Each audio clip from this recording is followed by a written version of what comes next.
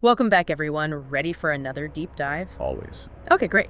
So, this time, we're taking on a story that really captured our listeners' imaginations. Oh yeah, this one's got it all. Magic, monsters, a touch of horror. Exactly.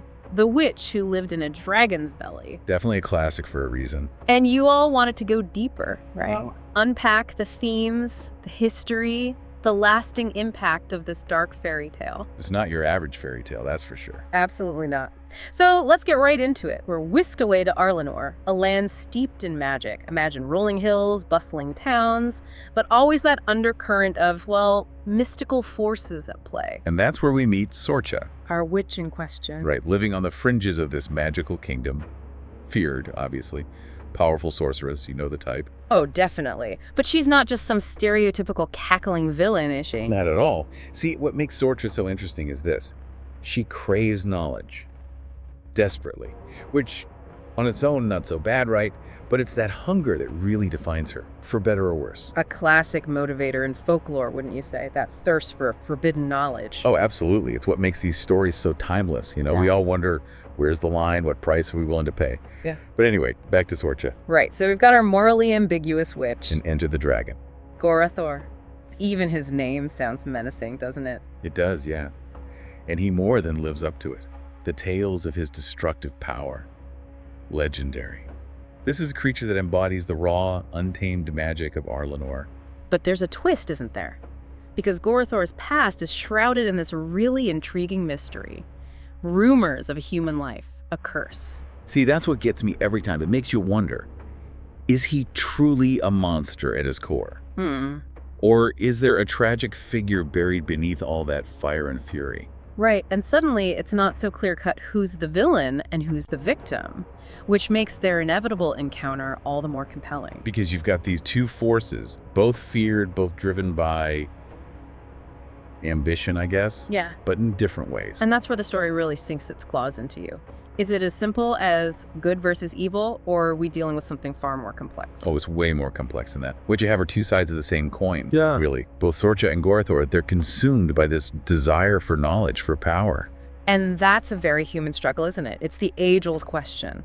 How far is too far? When does the pursuit of power corrupt us, turn us into the very thing we sought to control? Exactly. So when Sorcha gets it in her head that Gorathor holds the key to unlocking some next-level magic, Oh, this is where things get good. well, yeah, but not in the way you might think. Okay, true. Buckle up, folks. So she seeks him out, right? Expects some epic showdown, a battle for the ages. Which, in most stories, you'd be right. But not here.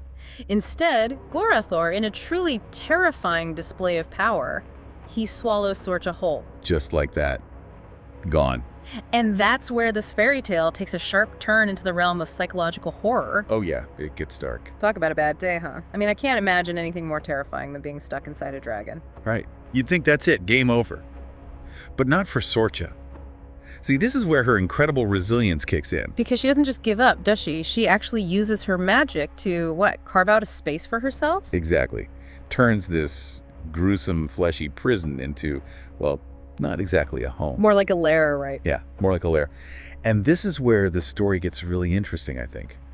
Because it's a brilliant contradiction, isn't it? On one hand, you admire her tenacity, her absolute refusal to be a victim, but then there's this other side to it. The ambition never really goes away, does it? Never. If anything, it seems like this whole ordeal just fuels it. Even trapped inside a dragon, sort of looking for an edge, a way to turn this to her advantage. Which, let's be honest, is kind of a terrifying thought. Oh, for sure. But it's that complexity that keeps us hooked, right? Because we're constantly questioning her motives. Is it survival? Is it ambition? Or is it some strange mix of both? Right. And that line just keeps getting blurrier, especially as Sorcha dives deeper into the mysteries of Gorathor. Because she uncovers his past, doesn't she? And it's not what anyone would have expected. Not at all. Turns out Gorathor wasn't always a monstrous dragon. He was once a king, a human king, cursed to live out his days trapped in this terrifying form. Talk about a tragic backstory. Suddenly you're not so sure who to feel sorry for anymore. I know. It really throws your whole perspective for a loop. This creature of destruction, this embodiment of untamed magic. He's also a victim in all of this. Which, in any other story, might be the turning point. A chance for redemption, right? Sorcha breaks the curse, frees the king, everyone lives happily ever after. But, and this is a big but, Yeah, this is where the story takes a very dark turn. because that's not what happens at all. Not even close. Remember that ambition we were talking about? Yeah, it's about to rear its ugly head. Because Sorcha sees an opportunity, doesn't she? Not to break the curse, but to wield it. To absorb Gorthor's power for herself. To become something more. And this, my friends, is the crux of the story. The witch who lived in the dragon's belly, well, she becomes a mirror to the very beast that imprisoned her. She's not content with just surviving anymore, is she? Not anymore. It's like the dragon's power. It awakens something in her. Yeah. This hunger for power that just consumes her. So she goes for it, doesn't she? Tries to absorb this raw, ancient magic.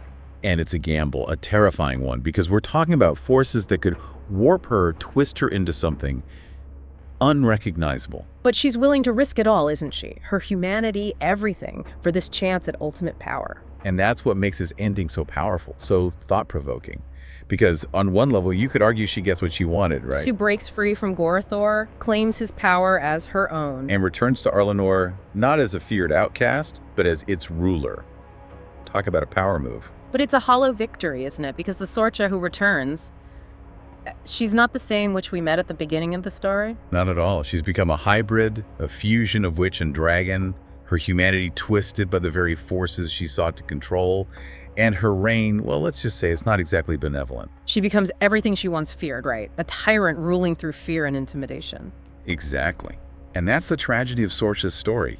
She achieved her ambitions, but at what cost? The witch who lived in a dragon's belly. Well, she became the dragon in the end.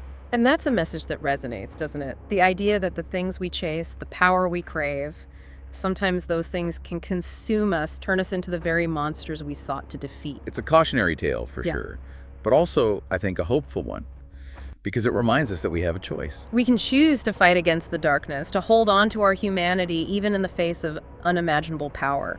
It's a message that sticks with you long after the story ends. And that's the power of folklore, isn't it? Absolutely. These stories, they reflect our deepest fears, our greatest desires, and they challenge us to confront the complexities of our own nature. To ask ourselves, what choices would we make if faced with the same impossible dilemmas? What price are we willing to pay for knowledge, for power?